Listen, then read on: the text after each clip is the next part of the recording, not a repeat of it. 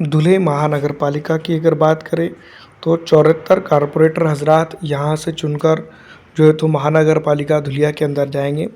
लेकिन इस इलाके के राजनीति की अगर बात की जाए तो कुल मिलाकर जो है तो कहीं ना ऑल इंडिया मजलिस इत्तेहादुल मुस्लिमीन के इर्द गिर्द घूमते हुए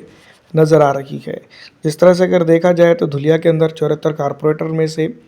22 कारपोरेटर या फिर 22 प्रत्याशी एमआईएम के भी है, जिनको लेकर अब जो है तो चर्चा काफ़ी आम हो रही है। वैसे अगर देखा जाए तो एक अरसा था जब जो है तो ऑल इंडिया मजलिस इत्तेहादुल मुस्लिमीन ने इस इलाके के अंदर अपने प्रत्याशी को जो है तो विधायक बनाकर जो है तो विधानसभा भवन भी भेजा था। अब देखना यह है कि इस इलाके की जो राजनीति है, जिसको हम यूँ भी कह सकते हैं कि फ़िलहाल मांद पड़ी हुई है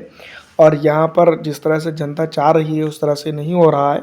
लेकिन इसके बावजूद भी धुलिया के जो महानगर पालिका है उसके अंदर ऑल इंडिया मजलिस इत्तेहादुल मुस्लिमीन का अब फिर एक बार दबदबा बनेगा, डंका बनेगा और इसके बाद जो है तो जनता फिर एक बार वो सुनहरा दौर देखेंगी जब ऑल इंडिया मजलिस इत्तेहादुल मुस्लिमीन की राजनीति ने इस इलाके के अंदर कई अच्छे और बुरे दौर देखे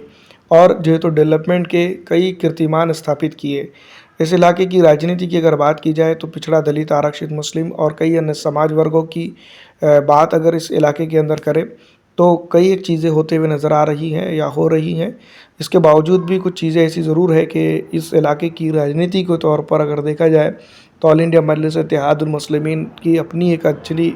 अच्छी राजनीतिक पकड़ और राजनीतिक सूझबूझ जनता के अंदर दिखाई दे रही है। तो यही सबसे बहुत अहम खुशी की बात है कि इस इलाके के अंदर एमआईएम को तोड़ने का भी काम जो तो किया गया,